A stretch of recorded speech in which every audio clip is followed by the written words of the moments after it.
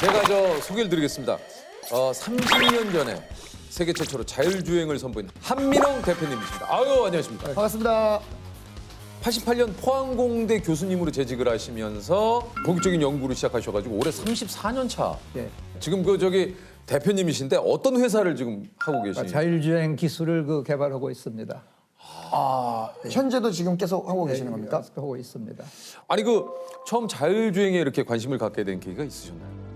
제가 미국에서 교수로 있을 때 자율주행 잠수정 프로젝트에 좀 관여한 바가 있어가지고 일반 사람들의 바로 접할 수 있는 네. 자동차에다 접목을 했으면 좋겠다 해서 시작을 한 거죠.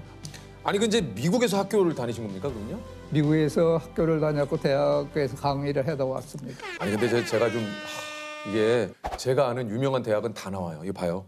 서울대 기기공학과를 졸업한 후에 미국 유학을 가서 미네소타대 산업공학과 석사를 하시고 조지아 공대 산업공학 박사를 마친 뒤 교수님을 하시다가 88년, 그러니까 제가 아는 유명한 대학은 여기 다 들어가 있어.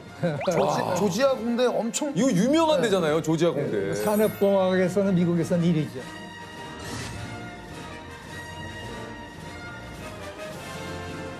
아니 자율주행이 간단하게 어떤 기술로 이렇게 좀 구현되는 건지. 우리가 운전할 때 쓰는 게 시각을 이용해서 핸들을 돌리지 않습니까? 네네네네. 조향이라고 하고요. 네. 그 다음에는 발을 이용해가지고 가스 페달하고 브레이크가 있지 않습니까? 네네네. 그걸 사람이 하는 대신에 컴퓨터한테 이걸 다 맡겨버리는 거죠.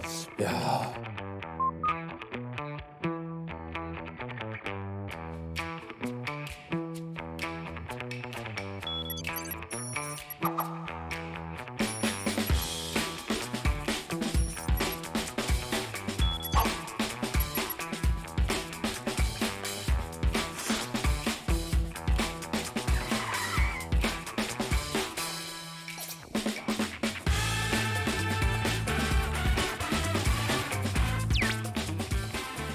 근데 이게 5단계까지 있는데 이게 구체적으로 어떤 게 이제 자율주행의 레벨이죠? 0단계는 아무것도 없는 거고요. 예, 예. 1단계는 간단한 스피드를 쭉 감속을 한다든가.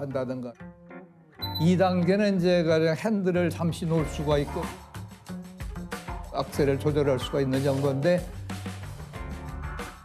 근데 3에 가면은 이제 조향이나 제동을 지가 할 수가 있는데 완전히 맡길 수는 없고 사람이 보고 항상 감시를 해야 되죠. 레벨 4는요? 지가 웬만한 길은 다 갈 수 있어야 되고요. 레벨 5가 되면은 일단 사람이 없어도 되는 거고. 그러면은 현재 시판되고 있는 자율주행차는 2에서 3단계로 넘어가고 있는 수준이다. 이 정도로 보면 되나요? 3단계까지는 아니고 2단계 정도죠, 지금. 2단계. 아니 지금은 이제 전 세계가 이제 자율주행 자동차 많은 개발들을 하고 있지만 90년대 초반은 어느 정도였습니까? 지금 제가 생각할 때 완전히 손을 떼고 뒷좌석에 앉아서 갔단 말이에요. 지금으로 따지면 제가 봤을 때 3 정도는 되지 않나. 이거죠, 이거. 92년도 비디오네요. 네. 초기에 운동장에서 발표할 때 사진인데요, 보니까. 네. 고려대학교 산업공학과 한민홍 교수팀이 2년간의 연구 끝에 무인자동차 카V 1호를 개발해서 오늘 시승식을 갖고 일반에게 공개했습니다. 사람들이 보면서도 설마 안 믿었을 것 같기도 해요, 그 당시에. 그랬을는지도 모르고 신기하니까 끝까지 따라왔던 것 같아요, 다들. 기자들이 많이 왔고. 네. 학생들이 좀 뛰었나 그래서 잘 모르겠어요. 보면 많이들 좀 뛰어가더라고요, 그게.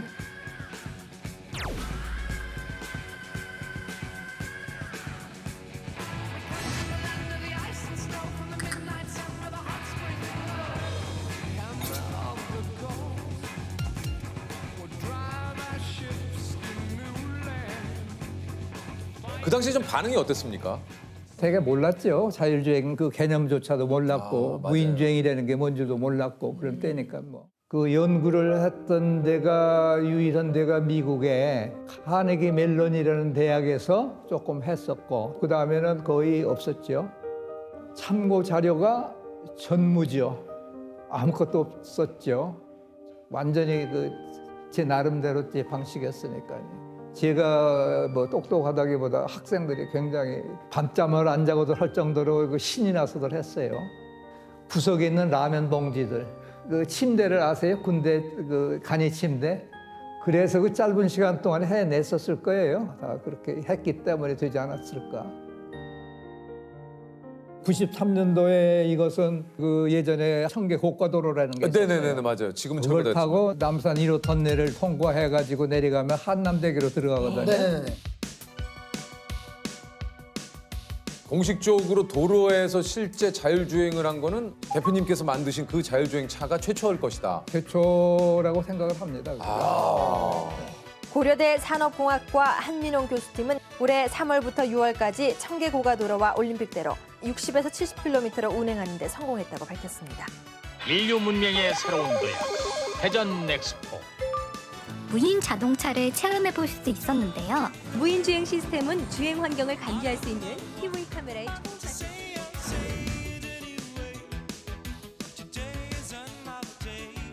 이게 이제 그 도심 주행을 아까 얘기를 하셨는데 그때 그 이제 자율주행을 이제 경부고속도로까지 진출하셨어요. 비 오는 날 그 100km로 달렸으니까. 아, 100km요? 저기 우리 그 작가님한테 여쭤보면 가장 잘 알 겁니다. 그 저보다 더 많이 저에 대해서 알고.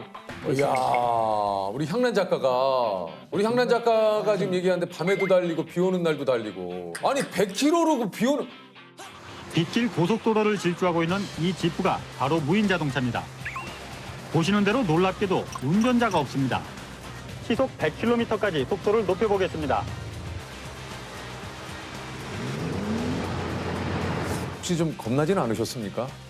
조금 겁신하죠, 사실은. 운전에 신경을 쓰지 않고도 웬만한 것은 자동차가 알아서 운전을 해준다든지. 이번에 한 교수팀은 연구개발 8년 만에 이를 능가했다는 평가를 받고 있습니다. 나중에는 맨 처음에는 좀 뭐 식은땀도 좀 나고 그랬는데 나중에 그냥 괜찮았어요. 성능을 어느 정도 아니까. 아이고 끼어들었죠. 끼어들었을 때 그 소리 내고 브레이크 밟는 것도 장면을 KBS에서 찍었었어요. 그거. 갑자기 차가 추월해 들어왔습니다. 차 앞에 붙어있는 초음파와 적외선 감지기가 이 장애물을 감지하자마자 요란한 경고음과 함께 브레이크와 클러치를 밟아줍니다.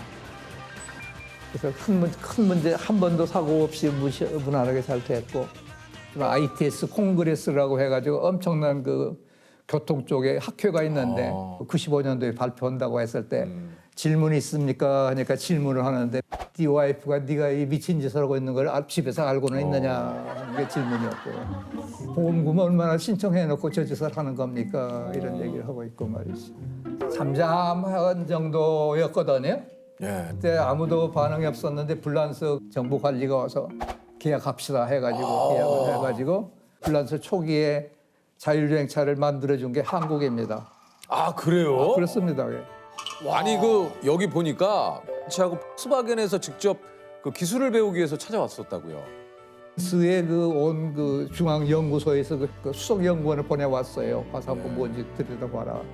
내부순환 도로에 밤에 뒷좌석에 앉고 탄 그 비디오가 있을 거예요, 그게. 그 비디오를 보고 놀래가지고 쫓아왔죠. 그래서 그 당시에 그걸 뭐 MOU까지 맺었다가 조금 아닌상 싶어가지고 그 뒤로 뺐죠. 그 당시에 우리가 개발한 걸 우리가 독일에다 해가지고 얻을 게 제가 왔을 때는 별로 큰 게 없었을 것 같았어요. 일단 우리가 먼저 개발한 거니까 우리가 좀 지켜야 되겠다는 생각을 했었죠. 거기에 대한 후회는 없어요.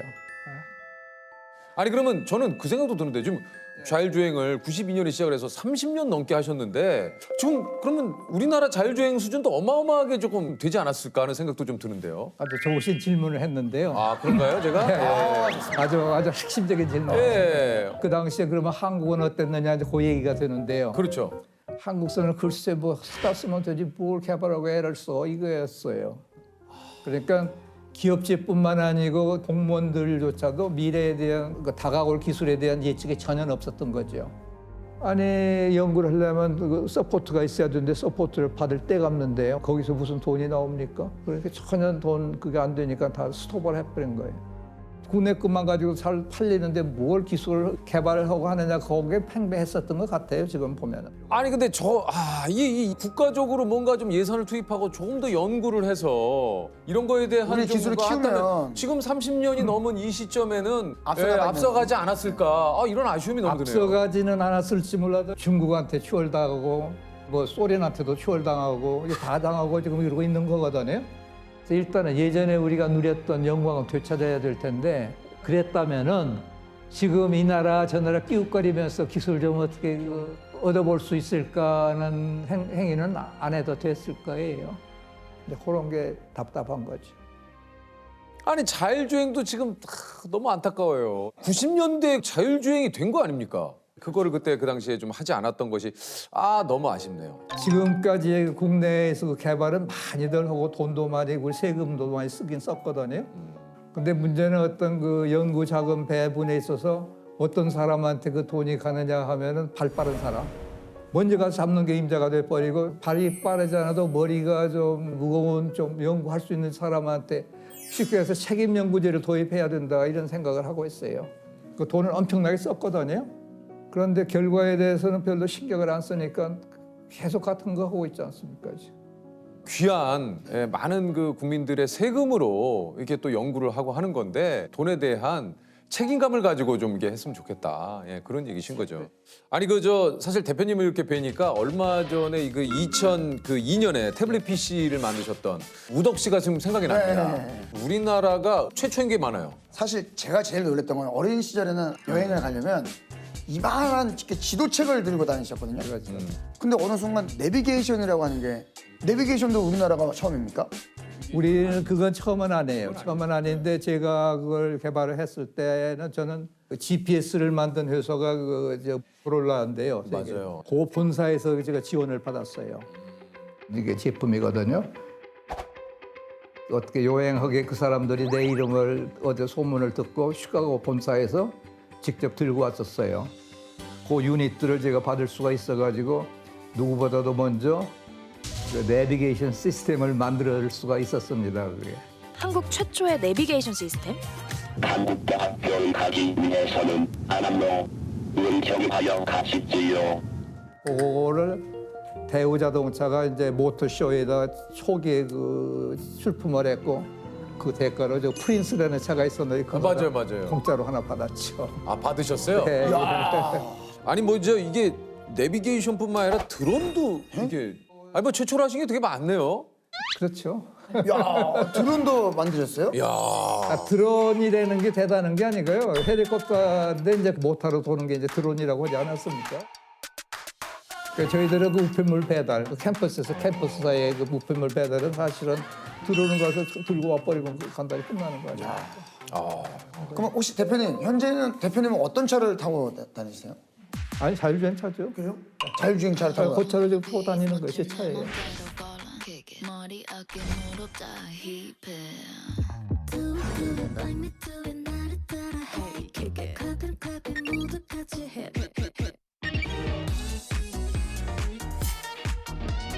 자율주행 차를 지금 타고 계세요? 그 차를 몰고 다니는 게 지금 한 20년 넘었네요. 지금.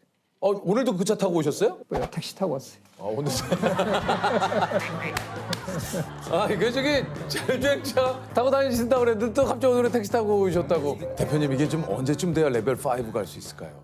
아마 유재석 씨 생애나 제 생애 볼런지 안 볼런지 뭐. 아유 이거 내 생애 못 보면 안 되는데 대표님. 내 생애 한번 그거 못 봅니까 그거? 아니 근데 다 된다 하긴 하는데요. 이 운전이라는 게 100이면 100 완전 해야 되지 하나 고장이 날 수 있다면 타질 못하죠. 그렇죠. 네. 결국 기술이 발전이 되려면 엄청난 돈이 들어가잖아요.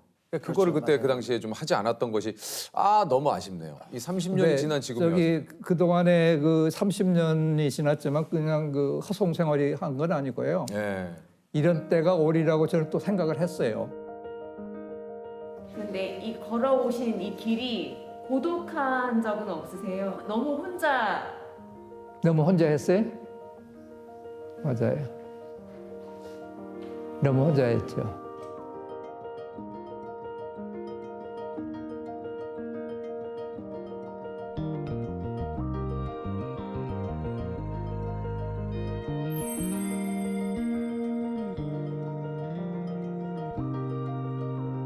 예전에는 예를 들어서 간다고 했지만은 정확하게 흔들리지 않고 갔느냐, 얼마나 그게 사람하고 유사하게 몰았느냐, 그런 안정성의 그 차이가 좀 있겠죠. 레이더도 지금은 예전에는 얼마 멀리 못 봤는데 지금은 상당히 멀리 볼 수 있는 거. 사실은 우리나라 기술을 이렇게 통합하면 외국에 질 거가 없는데 우리도 빨리 이걸 이제 뛰어잡을 때가 된 거죠. 이제는. 그 사실 네. 대표님 연세면 네. 좀 이제 쉬세요라는 얘기도 할 수 있잖아요. 낚시나 뭐 네. 바둑 그럴 시간 없어요. 계속 일을 하고 싶어요. 끝까지 가야 되죠. 이야. 조금 우리가 나라는 작지만은 대한민국 기술이 결국 세계의 어떤 나라 기술보다도 앞서가지고 어떻게 기술 좀 얻어올 수 없을까 한 것을 좀 안 하고 이들 이 정도가 됐으면 하는 게 제 큰 바람이고요. 제가 기할 수 있다면 기꺼이 거기까지 하겠다 이런데 제가 시작했던 일이니까 어느 정도는 제가 좀 끝마칠 수가 있으면 좋지 않겠는가 그런 생각을 해봅니다.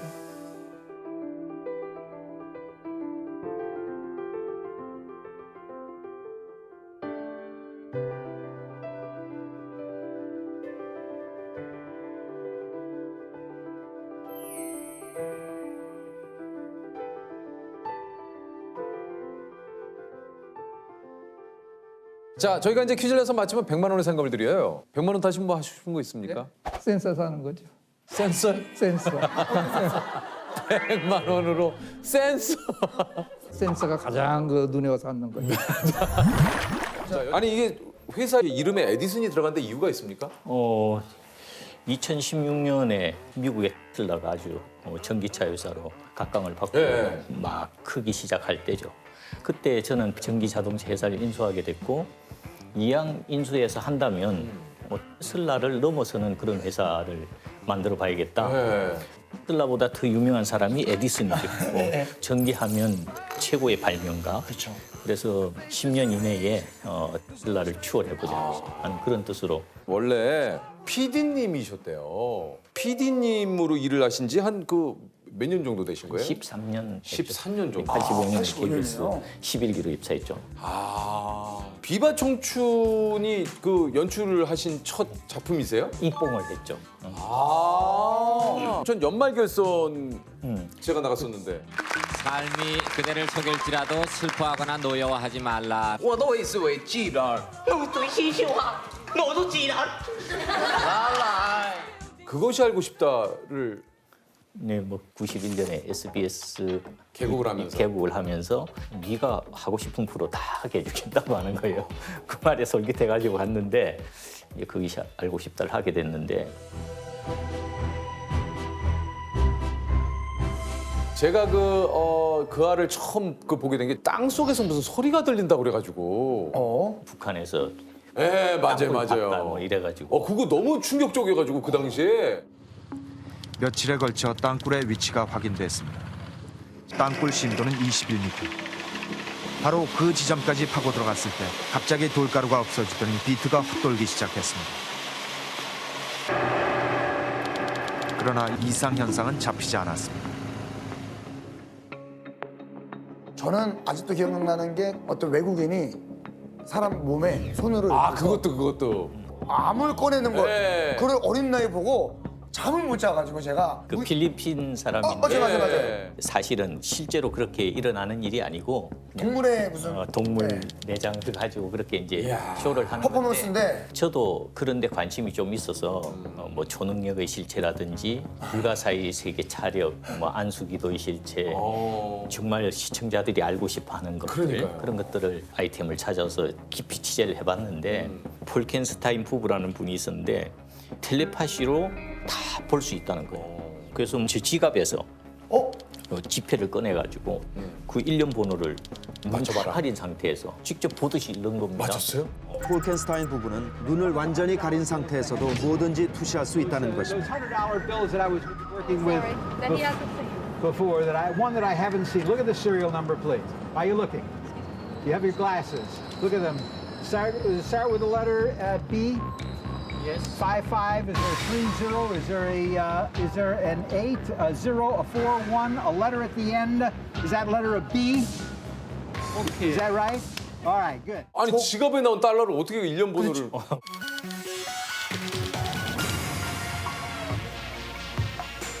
Face is so you would see that there was a big hole. 그 당시에 이제 최고 시청률도 찍으셨던 그 편이 있다고요. 43.8%. 43.8%. 와. 네, 아주 쇼킹한 일이 있었는데 무속과 초능력이라는 표현을 할 때 작두를 타서 신내림을 받고 신이 오면 몸이 가벼워진다는 거예요. 그럼 그걸 재봐야 될 거 아니에요. 사람 올라가고 뭐 그러면 한 200kg 정도 되는 재단을 줄 만드는 회사에 부탁을 해가지고 만들어서 또 굿하는데 비용이 500만 원이나 들어요. 방송국에서 누가 500만 원 주겠어요.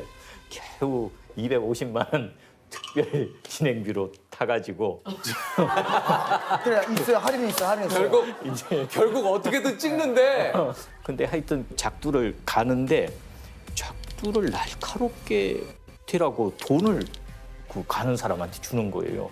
우리 깜짝 놀랐어요. 야, 이 가짜가 아니구나. 야, 근데 이게 찍으면서도 진짜 예리한 작두 날 위로 무당은 단번에 올라섰습니다.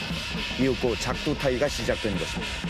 계속 춤을 추고 있기 때문에 작두를 딛고선 발에 계속적으로 체중의 압력이 가해지는 상태였습니다. 움직임에 따라서 이 자동으로 이렇게 무게가 기록이 되다가 한 30분 지났는데 갑자기 딱 정지가 돼버린 거예요. 일직선으로. 무게가 없다라는 거죠. 좋냐?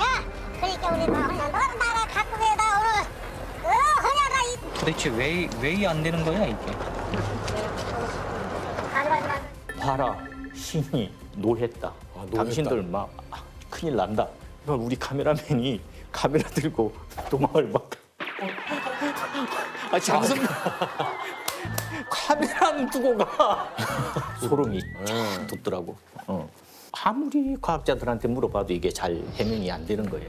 근데 이제 한 분이 이게 아마도 순간정전이었을 것이다.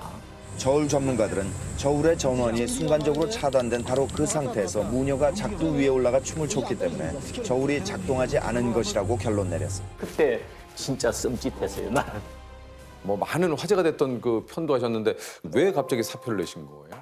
사실은 사업을 해보고 싶었어요. 아, 그래요? 그때가 제가 39이었어요.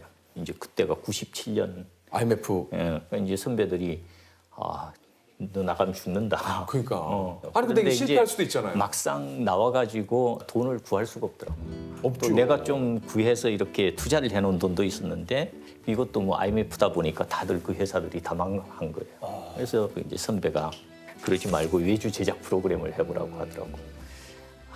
내가 스트레스를 너무 받아서 내 명대로 못 살 것 같은 생각이 들어서 이제 그만 제작을 하려고 했는데 어떻게 보면 상황상 더 안 좋아지는 상황이네요. 정말 운명의 장난.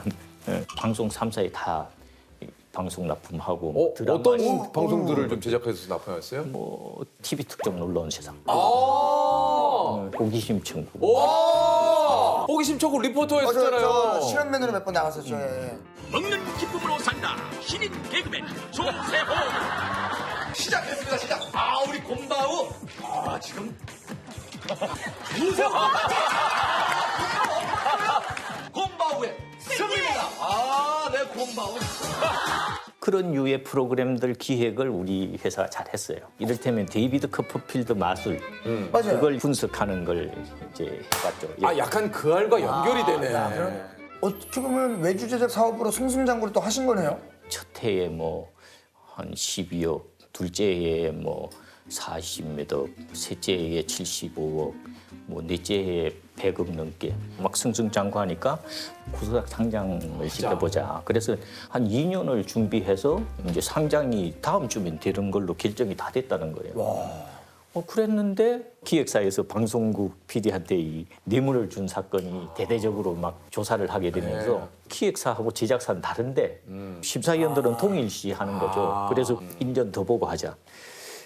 이때야말로 정말 사업을 좀 해봐야겠다. 그런 이제 생각이 든 거예요. 아니 1년 더 있다 그러면 상장을 하시면 되지 왜 또 거길 또 그만두신?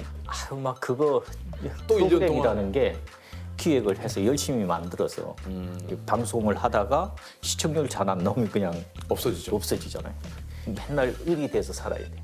을이 되는 세상을 좀 없애고 싶더라고. 대학 동창놈이 폐기물 소각로 회사 대표가 됐는데 그 폐기물 사업을 해보라고 하더라고. 에비타 마진이 막 50% 정도 되네요. 아, 이제는 할 때가 됐다. 이걸 할 때가 됐다. 그래서 이제 울산에서 그 사업을 하나 해가지고 3, 4년 만에 내가 한 480 정도 그렇게 받고 팔고 480. 3년 만에 그 산업 폐기물 회사를 480원 받고 파셨다고요? 제대로 키워가지고 매각을 했지. 청주, 세종, 뭐 또 경주 이런 데서 하던 회사가 있었는데 그 회사는 자산운용 회사에서 투자 들어왔어요. 예. 아 이거 5년 내로 2조, 3조 되는 회사로 만들 수 있습니다. 같이 만들면 됩니다. 근데 난 전기차 사업을 그때 꼭 하고 싶더라고요. 그래서 그걸 그 1138억에 매각을 했어요. 2년에 걸쳐서. 그또 회사를 2년 만에 1138억에. 세금만 240억 냈어요. 야, 이거 세금까지 정확하게 당했어. 무지하게 부자시네. 2017년에 PD님 중에 제일 부자 아닙니까 지금? 내가 1138억에 판 회사가 한 2달 전에 그 세계적인 자산운용 회사에 8,700억에 팔렸어요. 가만히 갖고 있었으면 꽤 많은 돈이 꽤가 아니죠. 아니 근데 저 잠깐 드는 생각이 저는 지금 400억에 지금 1,000억 들어왔으면은 지금 그냥 편안하게 일단 뭐 건물 한 몇 개 좀 알아보시고 뭐 쇼핑도 좀 하고 예. 그냥 뭐 맛있는 거 먹고 여행 가고 뭐 여행 가 그 사실 어쩌면 그랬어야 맞을지도 모르죠. 정말 편안하게 뭐 골프나 치고 그러니까 뭐 유람선이나 타고 세계 그러니까요 진짜 그러니까요. 크루즈 그러니까요. 근데 그러시는 이유 이 전 재산을 또 여기다 넣으신 거잖아요. 그때 불행히도 에너지혁명 2030이라는 책을 읽게 됐어요. 2030년 되면 모든 내연기관차는 사라지고 전기차 세상에 온다는 거예요. 그런데 우리나라는 그런 대비를 그 시절만 해도 잘 안 하고 있는 거예요. 유일하게 하던 회사가 중국에 팔려갔죠. 그래서 계속 그 회사를 다시 사와야 된다. 10개월 정도 고민을 했는데 그럴지 말지. 하셨구나. 예, 나 혼자 유유자적 사는 게 좋을지 우리나라 경제 발전이나 뭔가를 위해서 좀 의미 있는 일을 하고 죽는 게 좋을지를 많이 고민을 했는데 사회공헌 사업을 하고 신기술에 투자를 해주고 뭔가 그런 도전을 좀 해봐야겠다. 큰맘 먹고 내 전 재산을 우리나라 경제 발전을 위해서 일조하겠다는 생각으로 전기차 회사를 인수를 했는데 내가 첫 해보다는 두 번째 해에 매출이 오히려 줄어들고 적자 폭도 커지고 그럴 때는 두렵더라고요. 내가 감당 못하는 일을 도전했나? 흑자 부도가 날 수도 있겠다는 생각이 들더라고요. 이게 매출이 많아지면 많아질수록 계속 돈이 더 들어가야 되는 겁니다. 그래서 늘 좀 허덕이는 거죠. 더 열심히 해야 되고. 아니 근데 저는 가족분들이 그러니까요. 좀 말리시지 어떠셨습니까? 반대 많이 했죠. 또 요즘도 회사에 뭐 걸핏하면 몇십억씩 갖다 주면서 왜 우리 집에는 맨날 금검 전략해라. 뭐 비싼 거 사지 마라 그러냐. 이렇게 불만이 많고. 저는 돈을 더 버는 것보다는 의미 있는 삶을 살고 싶고 우리나라가 잘 사는 나라로 만드는데 좀 일조하는 그런 삶을 살고 싶어요. 그게 진짜 제가 미력하지만 수압이라는 사람이 그런 얘기했어요. 옛날에는 큰 물고기가 작은 물고기를 잡아먹었는데 요즘은 빠른 물고기가 큰 물고기를 잡아먹는 시대가 됐다. 창조자가 좋은 제품을 만든다는 캐치프레이즈를 내고 있어요. 미로를 찾아 헤매는 게 아니라 건너뛰어서 좋은 물건을 만든다는 거죠. 그런 창조자 마인드로 일을 하려면 빠른 물고기가 돼야 돼요. 작년에 809억 매출의 흑자 원년 이뤘고 올해는 서울시 납품에서도 점유율 1등을 했습니다. 그럴 때 정말 보람 느끼죠. 조셉이 공통 질문 한번 드려보도록 하겠습니다. 대표님은 정말 많은 이력서가 있으실 것 같은데 본인 이력서를 보면 어떤 생각이 딱 드십니까? 도전적이었구나. 도전적이었구나. 하이 리스크, 하이 리턴.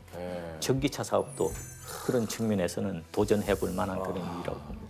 지금도 뭐 이력서가 꽉 찼다고 보실 수도 있겠지만 내 이력서에 추가하고 싶은 한 줄 있습니까?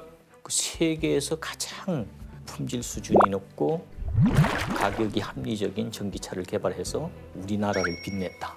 그런 게 있으면 좋겠어요.